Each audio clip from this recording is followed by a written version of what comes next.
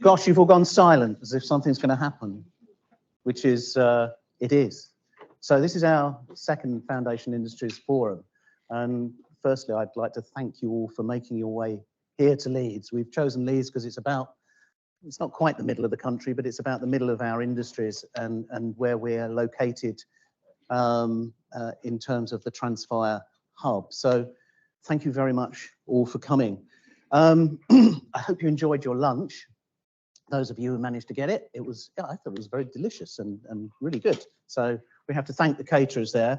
And I have to thank, before we start, I actually have to thank both Sanju Padaya and Joanna Johnson, who's not here at the moment. She's gone downstairs to chivvy the people up from downstairs, if there are still people there, who've really put this together with very little input from me at all, to be honest. In fact, I'm still asking them, what do you want me to do? What do you want me to do?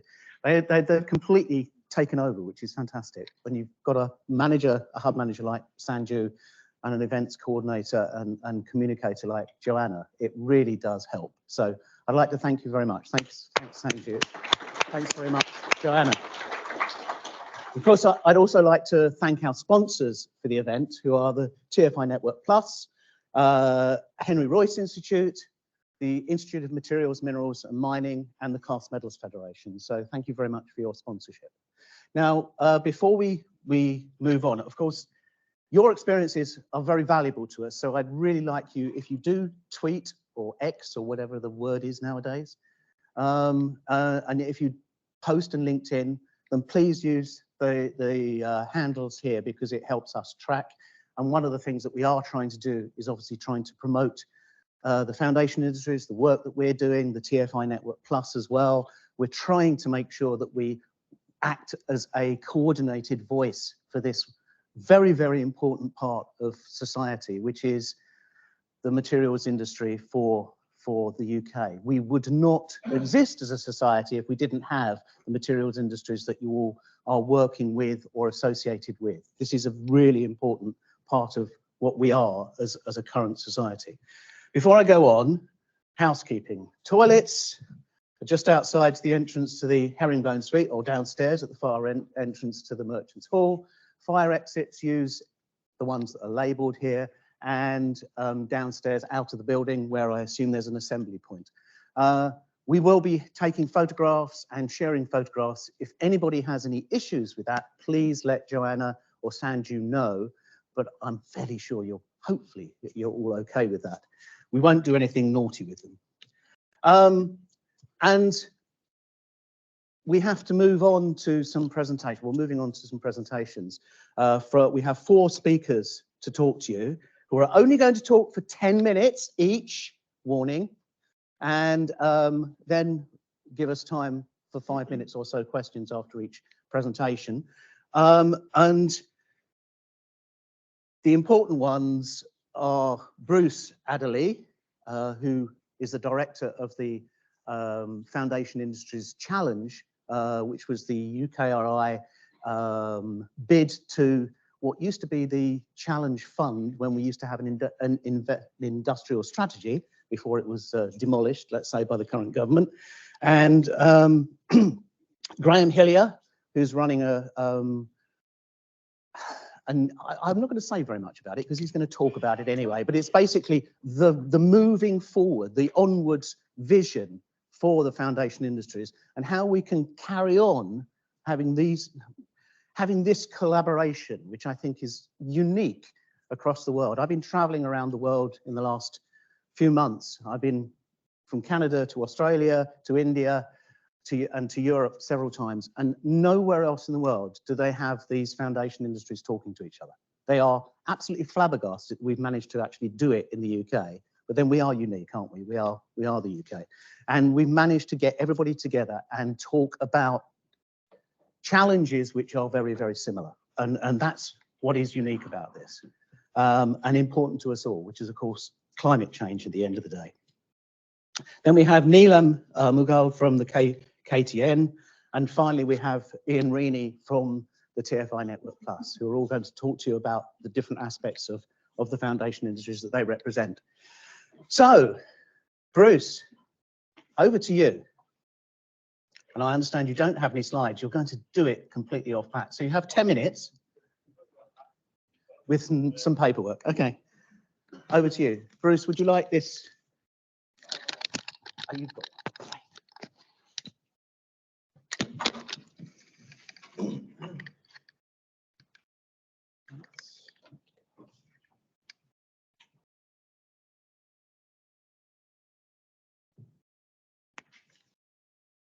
No, that's not going to go over my head. Anyway, we'll leave it there. Can you hear me?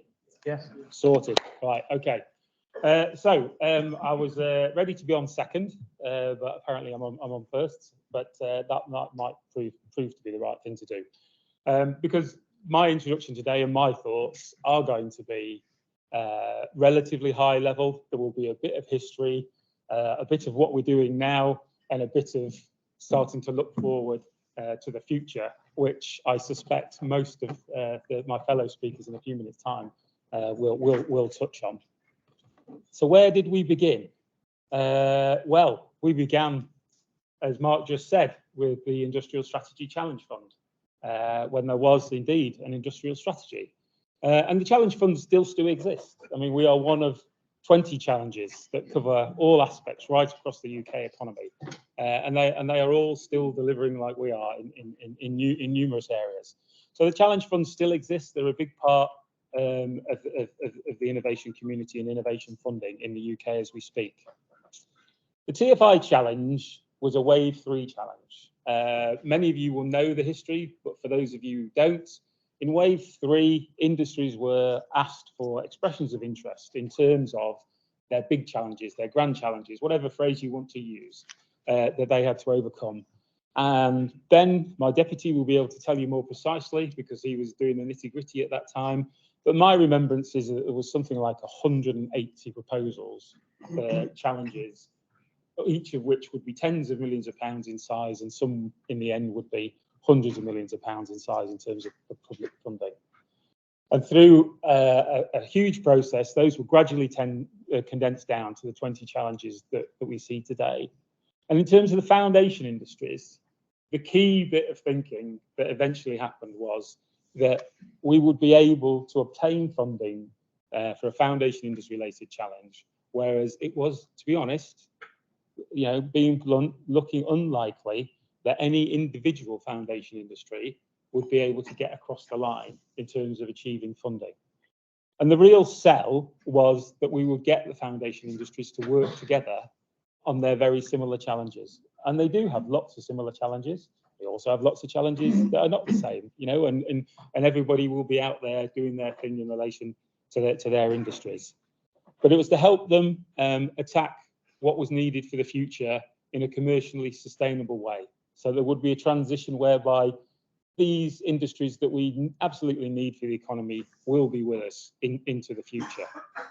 And as a challenge, our trip was to set up a programme of work that would support that will enable both innovation to happen in the shorter term, and I very much mean the sort of 3 to 4 years that we've existed as a challenge, but also to help build and put in place sustainable capability in terms of supporting the foundation industries through their innovation journey over the decades to come. So what have we done? Well, I'm effectively going to go through our usual list of work streams that we have as a team. We've invested in pilot facilities up front, and in particular, the Glass Futures Centre that many of you will have seen rise out of the ground in St Helens. There is additional investment now through other routes, which Graham and others will talk about shortly. There's been a £60 million collaborative R&D programme. Now that £60 million isn't the public funding, it's the public and private investment, because in the end, TFI was £66 million of public funding. So the fact that the collaborative R&D programme is £60 million in size tells you that there's been a lot of investment from industry in the programme. We've helped set up the Transfire Hub and the Network Plus that Mark's already talked about. And we've also run an investor partnership programme, which I will have spoken to some of you about because I push it quite a lot at the moment, where SMEs get both innovation funding from us and additional alongside investment from an investor pool. We did that as Transforming Foundation Industries. We found about half a dozen investors who were interested in our arena, and they've supported 7 or 8 SMEs through a programme. And that's really helped prove that that model works for the foundation industries. And now it's an inherent part of the wider Innovate UK Investor Partnership Programme. So if that interests you, come and talk to one of the team or myself over the next couple of days. And we've done lots on the ED&I side, work on the international front, and in terms of skills and education. Those latter things are all actively happening at the moment and will continue to do so for the about 18 months that we have still to run as a challenge. We'll obviously complete the R&D programme, and at the moment I'd particularly flag up the demonstration programme where projects such as Rectify, Flu2Chem and Cement to Zero are absolutely out there demonstrating and starting to scale up processes that we're going to need right across the foundation industries to address an environmentally sustainable transition to the economy of the future. Outside of the challenge, I would highlight and thank my team. We've also taken on the role to manage on behalf of the then BEIS, the PRISM 3, the PRISM programme, which was in support of the metals industry specifically. We've also helped create Economiser that Graham's going to talk about shortly. And now we're really into the stage about collaboratively talking to everybody in this room and all the other stakeholders we have about what should come next, what should follow TFI. Those of you who've heard me speak before, I've always said, my expectation is that it will not just be TFI2. You know, we are now 5 years down the line from the time that TFI was starting to be thought about. Things have changed, we've learned stuff, we need to do some slightly different things, but we also need to do some more of the same. So our lessons learned. Well, as a team, and you can come and tell me privately otherwise if you like, or shout at me now, we think we have really proven that cross-foundation industry collaboration has a major part to play in how we will achieve our aims moving forward. And that a lot of people now understand why we were pushing them to do that 3 or 4 years ago, where they were going, no, just leave us alone. Just let us go and do the innovation we want. Yeah, we can handle it. But the benefits of collaboration across the sectors are really showing. I think foundation industries as a term is far more widely known now than it was. And it's a term that officials, both in the UK, in Europe and across the world, can understand and are getting a handle on and can start to think about us in those terms. Hopefully, you'll agree that we're helping to grow the UK's innovation capability, specifically around materials and resource efficiency and to an extent energy efficiency. But we also recognise we need to go beyond what we've been doing in the last 3 to 4 years. As a team, we're absolutely convinced, and to be honest, this work's already starting, and some of the projects I've just listed are examples of this. We need the innovation not just to be across foundation industries, but we need it to be up and down all of their supply chains as well. And that so-called demand-led innovation will form part of what we do going forward. And I think Neelam will say a few things about that in a minute. And crucially, we need to support new entrants to the foundation industries. And by that, I mean both in terms of companies and individuals. Because it's going to be no good if we come up with all these innovations that will help industries transform if they don't have individuals within those industries who actually know what those are about and can help them. Yeah, the number of times I in my career certainly have seen technology come along and there's nobody within the relevant company or part of a company to catch that innovation and understand it. So it just doesn't happen. It fails at that hurdle, and that would be a disaster for a lot of what we're doing. So we need to continue the work on making sure the right people are available to the right industries at the right time. So that's pretty much what I've got to say. I think the future is very bright. I feel that over the last 3 to 4 years, through Transfire, through the network clubs, through other initiatives, the materials community around the foundation industries is really starting to grow and coalesce and work together, and that things are changing in the UK and that front, and that there's an awful lot for us to look forward to as we move on from here. Thank you very much.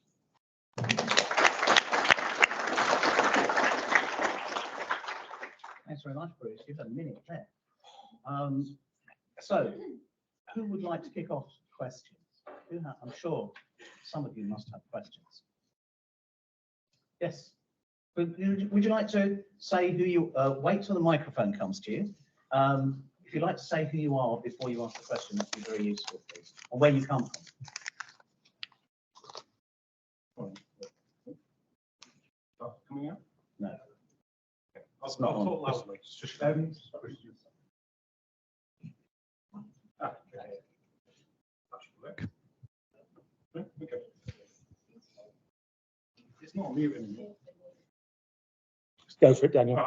Okay. Daniel Backhouse from Glass Futures. I was just going to ask, so you mentioned, you talked about some of the things that might be doing differently in the next kind of challenge fund phase and things that might happen the same.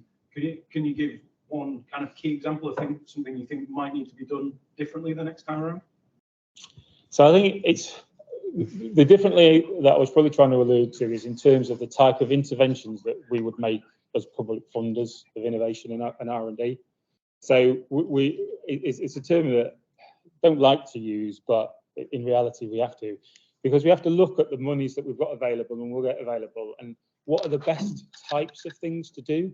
So the list I went through 5 minutes ago, 5 years ago, they were the list of interventions where we said there's some, let's call it a market failure in terms of innovation. Yeah, and therefore we need them. Hence, when we looked at investment in terms of pilot equipment that the different industries need, many of the industries needed something, but the absolute critical thing really on the list was the glass one. We would have liked to do more, and we asked for more money to do more, but yeah. Whereas this time around, I think we are looking at it and saying we think we've really demonstrated the significant benefits that can come through the collaborative process across the foundation of industries and absolutely down the supply chains. So we think the intervention as we go forward and we seek the next round of funding, we will be saying there needs to be a significant element. Improve the efficiency of the processes overnight because we need money. How about like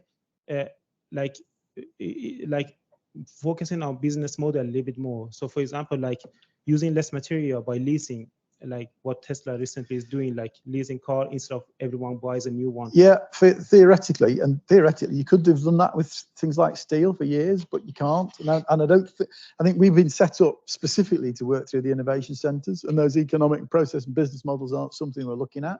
It definitely needs looking at, because I think that the way we think about using materials needs to change as well. But to be able to do a lot of that, one of the problems in terms of leasing steel is when you get it back from where it's been, you need to know what condition it's been in. And that comes to material passports and all of those kinds of things, where being able to sense how the things, you know, if it's in an Amazon warehouse, has it been driven into by somebody with a forklift truck, and has it made any difference to it? Looks okay, but is it? So I think there are bits of technology that go with that, and some of the digital stuff here, ultimately, not yet, ultimately would try to look at that, but we're not actually looking at the actual business models themselves. That doesn't fit into the capability of our centres. Thank you. Can I have one more question? Yes, of course.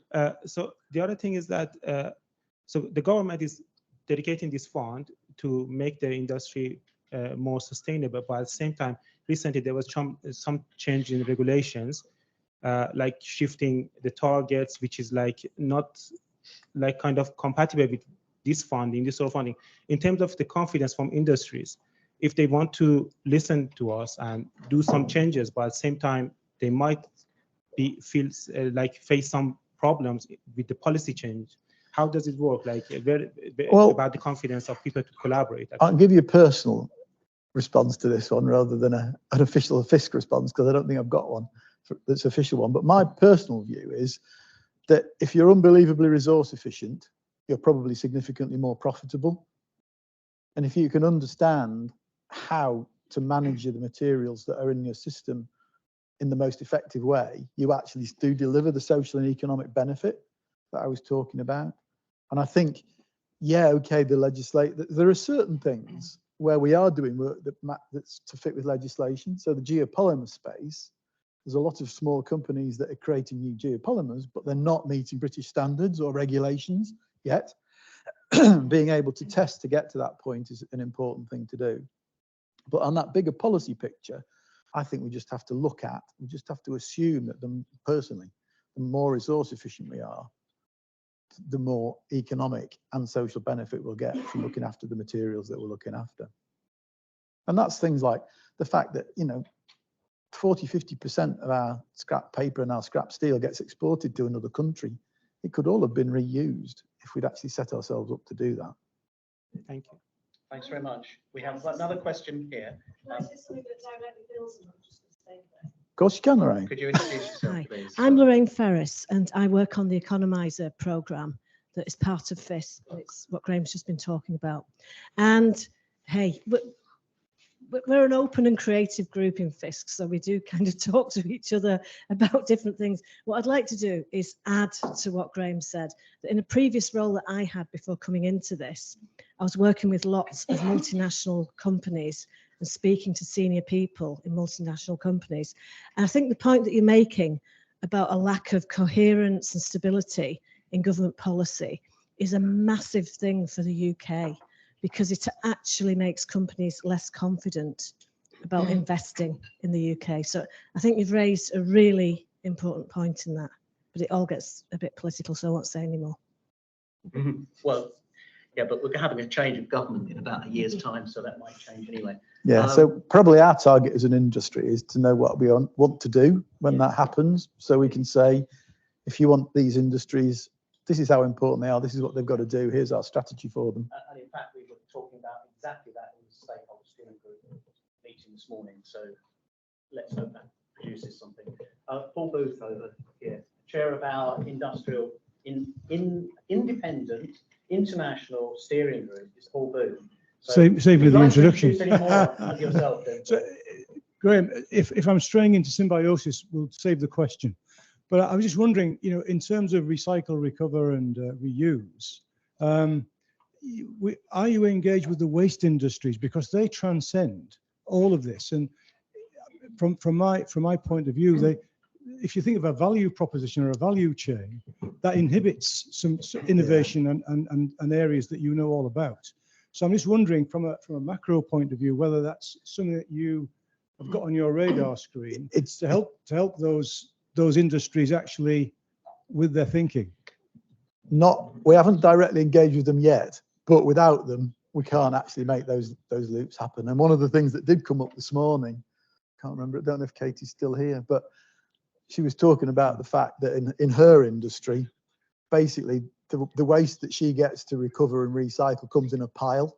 Whereas if they separated it into 4 slightly different piles of different qualities, they'd be able to make a heck of a difference. Well, for instance, and it's a mentality issue. So yeah, we do need to take it on, but we haven't done yet. So we talked about steel already, but sort of biomass, from waste and polymers can be put to very different uses for greater value. But then there are competitive and economic forces getting in the way of that, and from a sustainability point. We've even got a legislative problem as well, haven't we? Because getting a waste reclassified as a feedstock is a really, really difficult thing. So we've talked about these things, but we haven't taken them on in this project. Give us a chance. Okay, we have another. One thing I would say is we are talking to the waste industry on individual projects. Yes, sorry, should have said that. Not holistic. Nearly every project has got the waste industry involved, and the OEMs are bringing the waste industry to the projects. It is, and the last point, just to say that the Rectify project that I mentioned when I spoke earlier, the leader of that project is EMR, and it involves Darlow Lloyd, Aggregate Industries, Tata Steel. Yeah, that's one of the new supply chains that they're looking to set up a UK new version of the supply chain fit for the future. So it's happening, but maybe at a project basis. I think the other thing to add is that a lot of this is as much social change, isn't it, as it is technical change. It's behavioural change, and I think that came out very clearly. Yeah. There's a behavioural change within the industries that has to take place before we can become truly sustainable. We have another question. It probably has to be the last question before we move on to Neelam. Could you introduce yourself? Yeah, please? Tom Robinson, CEO of Adaptivate. We make a carbon negative and alternative to building materials, particularly plasterboards, and we've developed some CO2 absorbing processes. My question is purely mechanistic. How do we integrate with you? What size organizations are you interested in? And what's the funding mechanism? Any that want to do anything exciting. Yeah. Funding, the centres have the kit, but we need to find a way to fund you to use that kit. Right. So we can apply to Innovate UK. We can apply to any funding source. You can do it yourself as a private project, so you can engage in any way. If you just have a word with me afterwards, I'll put you in touch with the right person. So it's about using your resource broadly and then finding funding mechanisms either through UKRI broadly, I guess, to be able to then fund that work. Hasn't got to be, isn't always. Yeah. So a few of the projects we're doing at the moment, we've got a little bit of funding for, but industry's contributing itself as well. Okay. And I think one of the things that we're talking about, say that refractory centre or the testing centre, which are probably the geopolymer testing centre, which is probably the most kind of relevant to you, is if we can get a group of industry partners that want to deliver that, then the chances of us getting money from Innovate UK to build it go up significantly, and you don't have to pay for the capital. So the opportunity to use it is significantly cheaper for you. And you're not the only one that's having to pay. You know, you can do your set of experiments in isolation from other people. But so it's the funding on from kind of it's TRL 7 to 8 and into 9 and that sort of stuff. Yeah, essentially. Absolutely. That's what those innovation centres are there for. Okay. Yeah. Perfect. Thank you very much. Pleasure.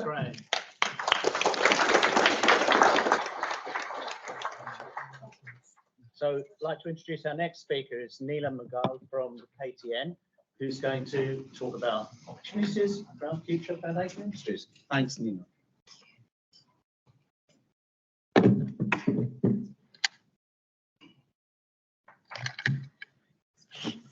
Hi, everyone. Just checking you can hear me. Yeah, sounds nice and loud.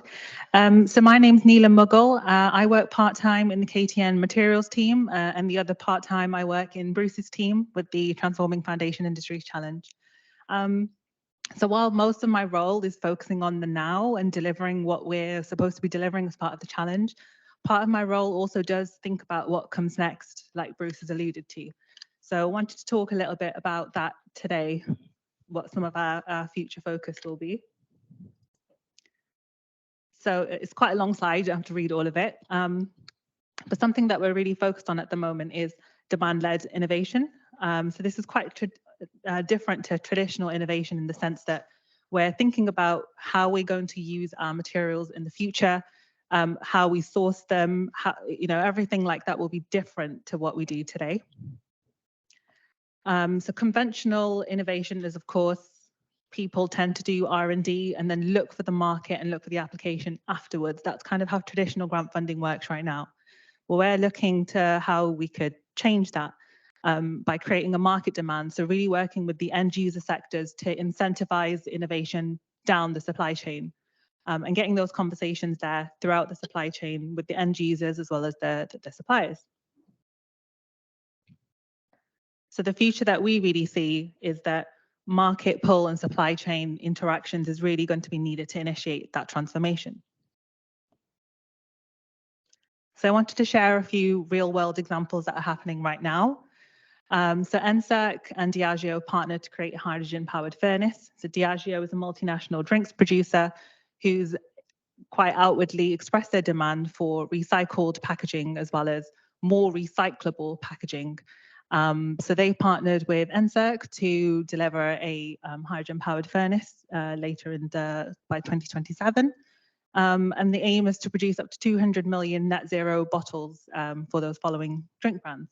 And you can learn more about that, the link that I've put here. Another really interesting example is a partnership, an MOU between Rio Tinto and BMW Group. So under this new partnership, BMW has already expressed that aluminium holds a very firm place within their vehicle production, especially for their electric vehicles. And the supply chain for a mid-sized, fully electric vehicle is around a quarter of the CO2 emissions, which is attributed to aluminium. So this is a really big part of their supply chain that they can decarbonize by working with their partners. So Rio Tinto have signed an MOU with them to supply aluminium that's been produced by their hydroelectric plants based in Canada. But the other parts of this as well is that there's a potential to use up to 50% of recycled aluminium within that supply chain. And they're also looking to use blockchain technology to provide full traceability of the aluminium for the production of these BMW cars. Another example that's been directly funded by the TFI Challenge is a project called Flue to Chem, and I'm hoping some of the project partners are here today so that you can talk to them. But this is a 5.4 million project to be delivered over the next 2 years. And this is really spearheaded by Unilever with 14 other partners within this. And this is an example of a UK chemical supply chain with multiple partners working together to see if we can capture carbon dioxide from industrial flue gases, which is from a paper mill as well as a Tata Steel plant, to then convert the carbon dioxide into components needed for alkoxyl surfactants, to then integrate these into shampoo products. So what's interesting here is that this project really highlights quite a lot of different demand signals. So the consumer goods industry, who have quite a big demand for these surfactants, for not just for shampoo, but other cosmetics, detergents, cleaning products. And as I understand it, the UK chemicals industry is a big importer of these fossil-based materials from outside of the UK. This project has anticipated that there could be incoming policy and legislation that would mean there would be taxes from the UK government if we were to continue importing such fossil-based components such as these surfactants. So where there will be demand for domestic supplies of such chemical components. So we've already anticipated that through this project and demonstrating that we could have a domestic supply chain for these to serve our chemical industries. Another demand is really a growing demand from consumers as well as government regulators to how our raw materials are sourced. And having eco-friendly alternatives in the products that we use every day. And this project, lastly, really emphasizes that collaboration across the whole supply chain really reflects a demand for new ways of working and integrating sustainable solutions that benefit multiple industries and not just one. So up until now, what have we been doing? Well, we've been gaining high-level support for demand-led innovation. We've got a policy paper that's been published by the Cambridge Institute for Sustainability Leadership, which has outlined the role that policy plays in setting demand-led innovation policies and regulation, as well as doing some sector deep dives. We're also now gathering evidence for our foundation industries to understand what the materials demands will be from the supply chain that they work with. So far, we've worked with the construction sector and the packaging sector to really understand what products they would be looking to have in the next 20 years or so, up until 2050. We're currently live with our third one, which is considering what products the automotive sector would want by 2030 and by 2050. So if that's something you'd want to know more about, please come and talk to me. And we're also thinking about what are the sort of mechanisms that we can already get online.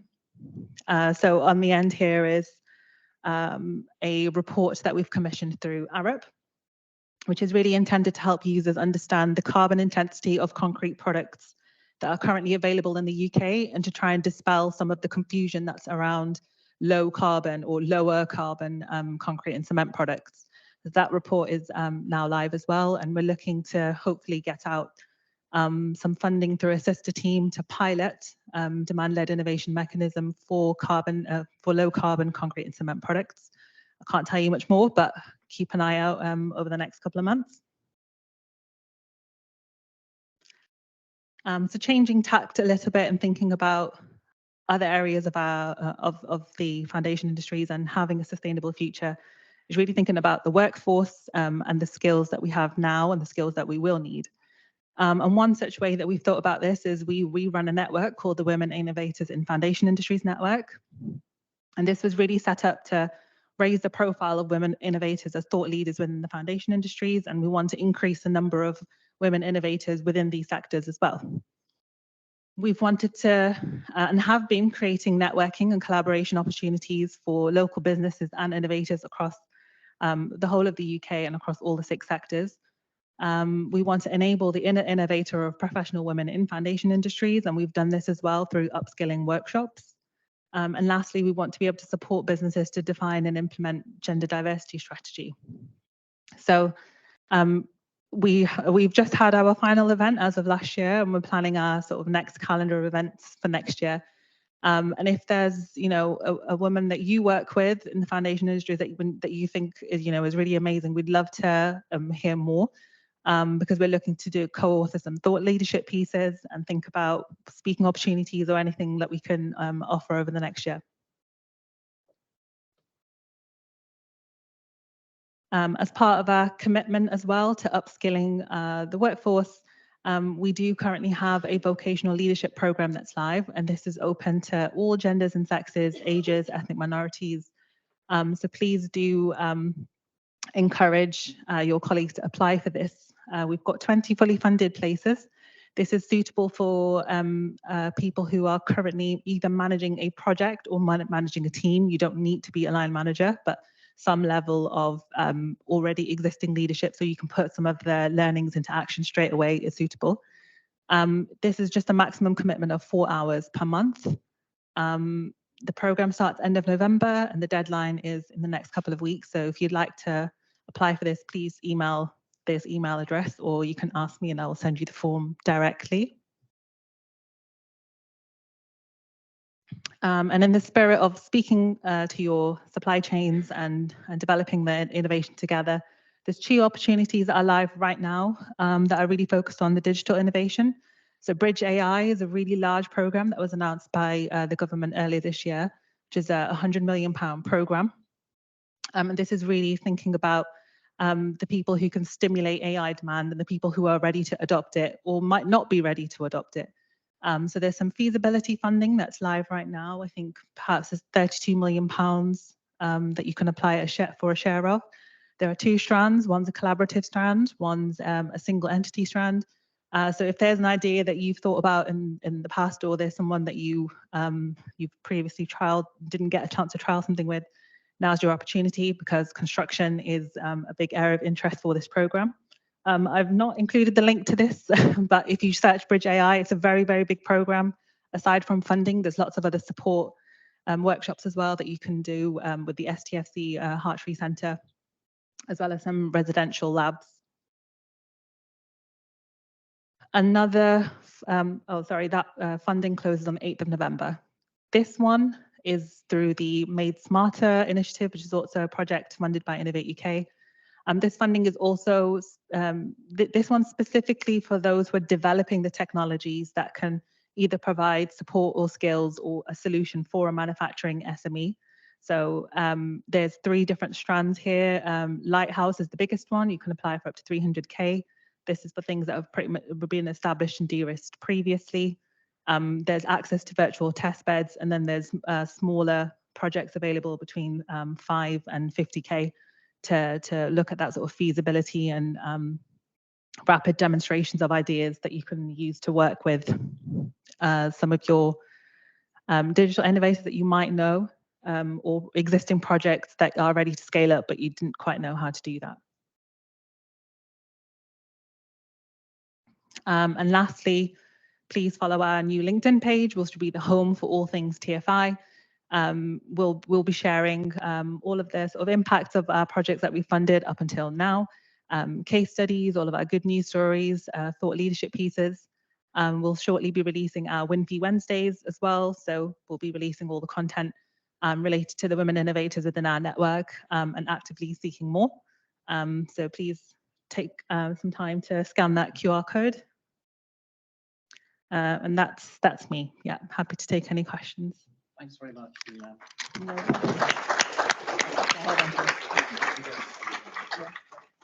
So, any questions from you?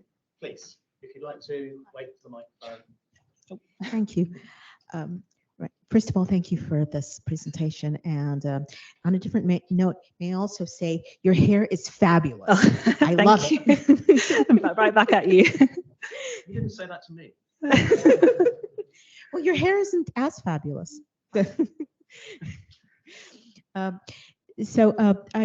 name is Rania. I'm here from Regeneros Limited. We're a sustainability and energy management consulting firm. I have two questions. The first relates to the program you were describing, where carbon was essentially captured and then used in basically in product creation.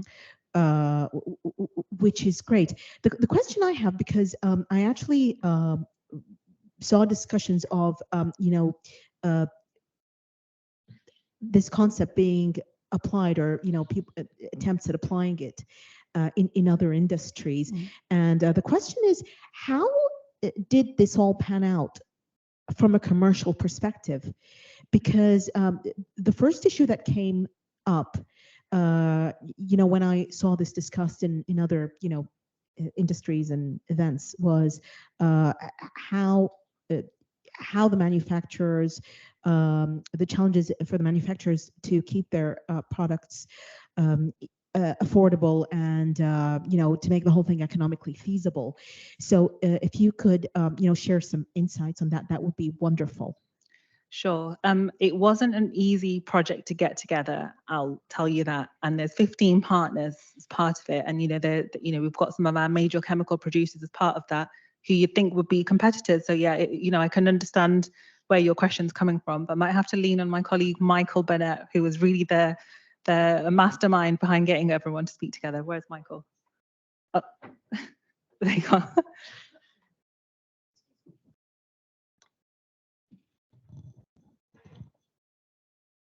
Yeah, I think what you're asking is part of what they're trying to work out through the actual project themselves.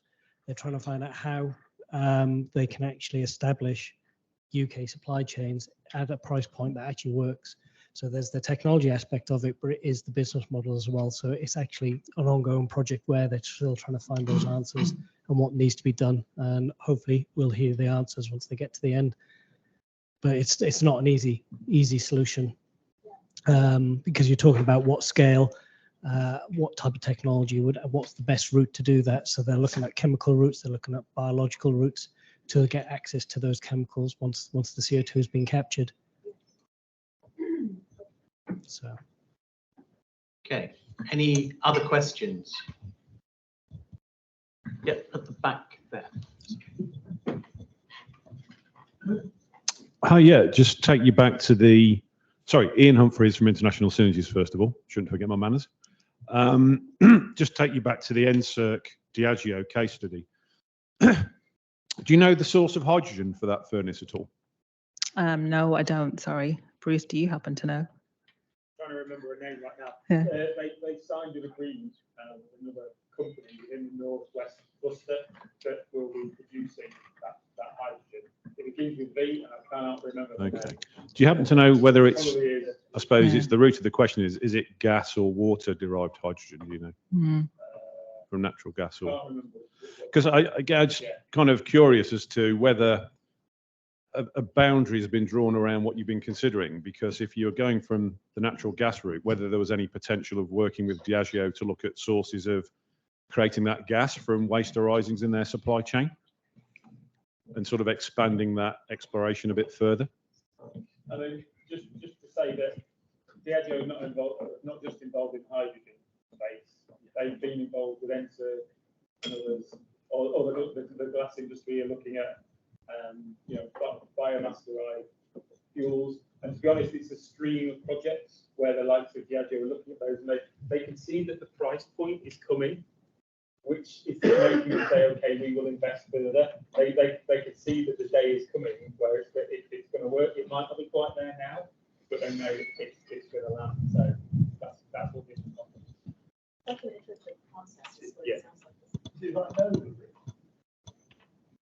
Okay, I think we can perhaps We'll take take this it conversation offline. outside of this discussion at the moment, otherwise we're going to run out of time. So thank you very much, Neelam. Thanks for No presenting the KTN and some of these very interesting projects. No problem I'm at going to hand over to Ian Reaney now, who's going to be talking about the TFI Network Plus and about what they've been doing. You might want to hang that around your neck if you don't carry it. It's okay. It doesn't strangle you too much. It's a bit short. I'll carry it. Okay, so Professor Ian Reaney from Sheffield is going to present the Transfire Network Plus. Sorry, TFI Network Plus. Freudian. Oh, I'm sure, yeah, Freudian. I'm sure you can join. So, thank you, Ma. Thank you. So yes, that's me. I'm the Dyson Chain Ceramics, and before you ask, that's Dyson Technical Ceramics, not Dyson, the vacuum cleaner company. I have to point that out. It's a disclaimer. Dyson Technical Ceramics have been around for well over 100 years, and the other guys not. So, but far more profitable. So yeah, I'm here to talk about the Transforming Foundation Industries Network Plus. We've been in existence for 2.78 years now. We started in 2020 in January, so we've been going for that length of time. We have done a lot of delivery, and the future depends on future funding. So I can't tell you about what we will do because it may never happen from the Foundation Industries Transforming our Network Plus perspective. But can we have the next slide? I'm going to introduce everybody who's involved. You have myself, of course. You have Susan Bernal-Lopez. Oh, thank you. From University of Leeds, William Sampson, never called you William. Bill Sampson from Manchester, Cameron from Swansea, and Richard Lees is our Industrial Advisory Board Chair. We have Ayush and Neil here, who are the Marketing Officer and Network Manager, respectively. So what are the key TFI N Plus outputs? That's our output specifically. We have 685 members currently. Surprisingly, they're not all academic, though we're principally an academic organization. We're based at the University of Sheffield, of course. We've had some extra funding for ECR projects, and we had an extra 70k funding for an EDI project as well, which kindly came from the TFI Challenge primarily and other sources. We've put on about 22 workshops over the last 2.10 years, whatever it is, 2.10 years. And we've dispersed about 1.4 million in projects, and there's been 34 research projects, some of which have been 3 months, some of which have been 6 months. The 3-month ones are ECR primarily, and the 6-month ones are primarily younger, but researchers who have substantive academic posts. We've leveraged around 3.5 million additional funds through in-kind support and follow-on activities from those projects. We have now 27 publications from those projects, which we'd like to see more of, but we're early days and some of the projects have not yet finished. So we still have 3 or 4 ongoing. You can find some short videos of 12 of our projects online that we've funded. They are professionally done. It's not just me talking about them in a monotone voice. It's been professionally produced, and they really are good representations of the kind of things we've been doing over the last couple of years. And you can find with Neil a brochure of the outputs to date from those projects. Not all projects are finished, but you can find the brochure with Neil, which tells you succinctly about some of those outputs and those projects. So what are the highlights of what we've done? I'm going to pick 4 projects. I'm not going to talk about them at length because I will definitely run out of time, but I'm going to present a couple of them so they have a feel for the things we've done. So this was something we did. We funded Sam Jahara from Brunel University in collaboration with Conotherm, and he was working on a flat heat pipe technology to extract heat from conveyor belt type or this kind of technology here. It's above a kind of a hot zone in a factory, and this was tested in an aluminium smelting factory. So this was a pretty successful project from that point of view. He is seeking to upscale this now, and he and Conotherm have a working partnership and relationship, and we'll move that forward. This is a project that we did on artificial intelligence with Peter Green of Liverpool University and Pilkingtons. He thinks it's easy. it's artificial intelligence, algorithms. It leaves me absolutely cold. I really don't understand it, but he believes it's simple, but he's managed to embed a kind of decision-making protocol into the systems at NSG Pilkington's, and they can take on board the information from multiple sensors that they have in the plant, and from doing that, they can improve the efficiency of the process. That's now embedded in UK5 and also is, I think, in another plant in the rest of the world. So despite us being academic, we've funded somebody in a very different sphere of research, and they've interacted with a foundation industry and produced something of great value to them. There's more money and so forth that Peter has got, and I think there's even a post now been made in the UK5 plant for this activity. This is one of my personal favorites because it's ceramics. I'm a ceramist, and we've been working and talking to Deakin Bio, who are a startup company, and they're coming out of the University of Manchester. So we sponsored a PhD, a postdoctoral researcher, Alicia, to do some further work on some of the sustainable tiles. And as a result of that work, they were able to establish some British standard metrics for the tiles, and now are moving towards some small scale commercial production, which is really nice, heartwarming for me as a ceramist to kind of help a fellow ceramist to get off the ground with a brilliant idea. And this is, again, moving towards some process control. This was a project from London South Bank and in collaboration, the Centre of Process Innovation. And this was all about looking at segregating waste in a roll-to-roll process using an optical sensor. It worked, it does work, and they're now seeking money to scale this up to larger activities.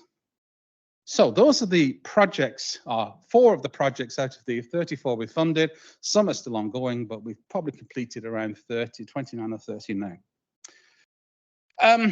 We have an EDI project, which is run by, not me. I'm a big believer in experts for the projects rather than, I think it's important to bring people in who know more than I do about certain things. And what we've done is we've collaborated with Rachel van Duijvenbode. I really can't get her name wrong all the time, and it's embarrassing.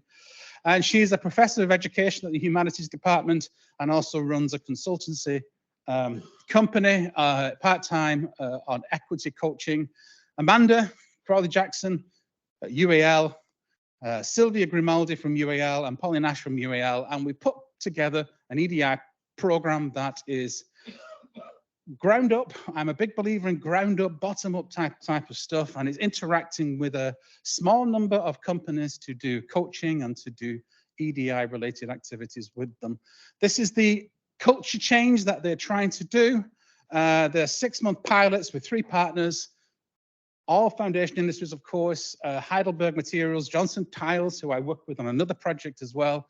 And they're doing equity coaching, creating films, talking to them about their needs and what they want out of an EDI project, what they want to achieve, mainly to do with encouraging greater interactions with the workforce and to expand the diversity of the workforce, to future-proof it, as the title suggests.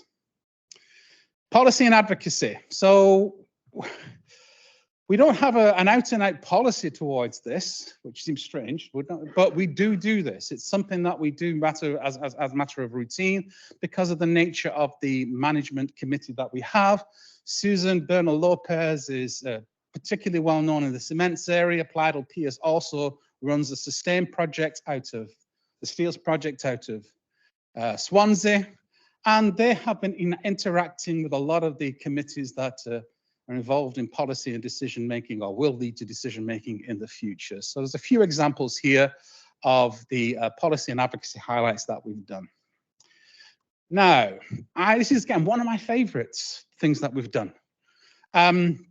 We were asked, and we were very happy to include a lot of activities and a lot of money towards encouraging early career researchers, which we defined within our TFIN Plus program as postdoctoral researchers rather than just the standard definition of the BPSSE, which is 5 years beyond your PhD, I believe it is. So we've been working with a number of different organizations. The Future Leaders Group was mentioned this morning in the SSG meeting, and we've had joint meetings with them, webinars with them, seminars and so on. I'm skipping the one in the middle, by the way, on purpose, because I want to show more of it later. We do a lot of direct mentoring. Now, we have a lot of proposals come in, or have over the years, and some of them are unsuccessful. And it's often the first grant proposal for that person. So they're a bit heartbroken. So we give feedback and encouragement on request on those proposals and suggest ways they can improve things. And I think they're very appreciative of that. And sometimes we do get a proposal coming back in, or a modified version of it, which is superior and has become funded. I run with the NSF in the US, the National Science Foundation in the US, an exchange program on ceramics with Carnegie Mellon University. So I've left out the Engineering Development Trust, which is not strictly speaking early career researcher, maybe it's early career, but we did an activity at Swansea University in collaboration with the Sustained Future Steel Manufacturing Research Hub. Oh, wrong direction. What happened then? There you go. And this was on the 5th of July, and this was a collaboration between several organizations, Engineering Development Trust, ourselves, and Sustain. And we interacted with local schools, teaching them about the challenges and issues within the foundation industry and encouraging them to appreciate how the world is built on foundation industry materials. You can find this clip on YouTube, and hopefully you'll recognize that person there. That's Sarah, who helped us on that day, and we were very appreciative. She did a wonderful job. I wasn't at the day, but this is Cameron down here who was. And I've gone through this quickly, but we will be having our Christmas conference. Now, our current funding profile is set to finish on the 31st of December. It could be final conference. We would be very, very, very sad if that was the case. But right now, we're being optimistic on our Christmas conference, and we invite you all to come along. There's still places available, but they are running out fast. I sound like one of those people on television who try to get you to go to the theatre or something, but they are literally running out very, very quickly. We have some speakers who I think are very interesting. If anybody's heard Julian speak, you'll know that he is extremely very engaging. That's as far as I am going to say. We have Lord Rupert Redsdale is going to talk about the politics of carbon and risks as opportunity in the foundation industries. I think I've had a fascinating conversation with him. I learned a lot when we discussed doing this, excuse me. And we have Lorraine, who's here. I saw her lately. Where are you? Hi, Lorraine. And a couple of people are going to talk about one of the programs that was shown here. I think it's the shampoo one, I'm going to call it. So, so I think it's going to be a good conference. So please contact us, and Neil, who's here. Hi, Neil, put your hand up. I hope you come along and we can give you a representation of what we do and in more detail than I've been able to manage today. Of course, we've done an awful lot. This is just a snapshot. And that's us. So I think it was within the original time, wasn't I? I was not. Oh, I overran, did I? You obviously didn't hear my alarm go off. Did I not? No, don't worry. Questions for Ian, please. Hello. Hi. Oh, I do apologise for my voice. I'm recovering. My name's Roberta Morrow. I'm from the UKRR Interdisciplinary Textile Circularity Centre.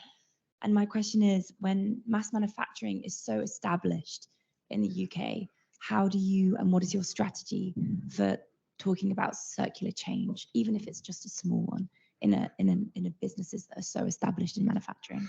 Oh, okay, that's sorry, it's big. I think we could debate that for the next 10 years. Okay, so I'm going to go back to our remit, which is to establish new technologies and new innovations. There is a long way to go from where we are. We've had some success because we've been able to, embed, with Peter Green, for example, something directly into a factory, which is marvelous. But we are below that. We are proof of concept, low TRL level, and there's a ways to go in terms of assessment of the work that we've done, techno-economic analysis, life cycle assessment, and so on, before we'd even get to the point of doing some of those things. So in the context of us, That's not what we really do. And I think it probably is more towards what you do with Transfire. You're actually sitting next to somebody who potentially could answer that question. Yeah. I'm not going to put him in the spot to answer it now, but you might want to have a conversation in the break, which is coming up. Yeah. About that circular economy part. But we should be able to have a discussion at least, even if he hasn't got the answer. we do have people involved in us. Lenny Core, for example, who works with us on LCA and TEA, and she's fantastic. And I've done a lot of work with her personally on many other things. So we do assess this, but not for every project because we just don't have the resources. So we would love to do it, but perhaps we need to have a little bit more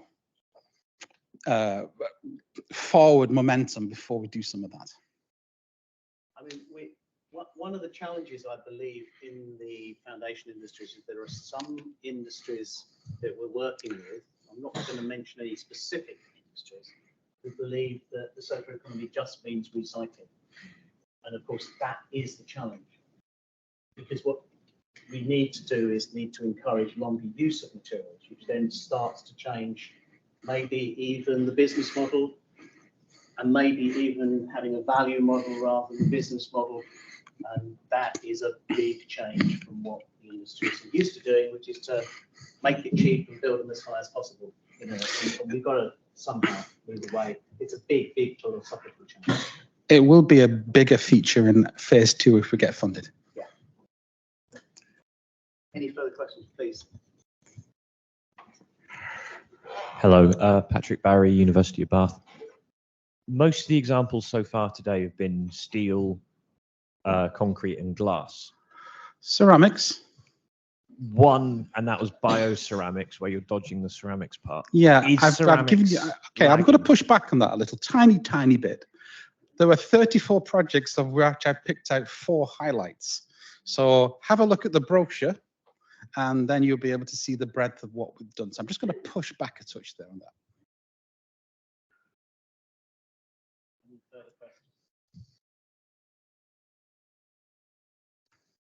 Okay, so we have a break now for, thank you very much, Ian.